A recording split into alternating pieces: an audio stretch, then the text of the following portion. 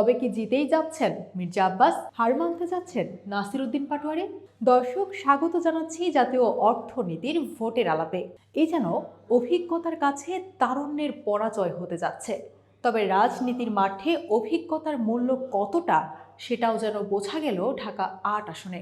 নির্বাচনী প্রচারণা শুরু হওয়ার পর থেকেই সারা দেশের মানুষের আগ্রহের কেন্দ্রবিন্দুতে ছিল যে কয়টি আসন, তার মাঝে অন্যতম ঢাকা ৮। রাজধানীর মতিঝিল, শাহবাগ, রমনা, পল্টন ও শাহজাহানপুর এলাকা নিয়ে গঠিত ঢাকা ৮ আসনের ফলাফল কি হবে তা নিয়ে তুমুল আলোচনাও ছিল। তবে সব আলোচনা জল্পনা কল্পনার অবসান ঘটিয়ে জিততে চলেছে মির্জা আব্বাস।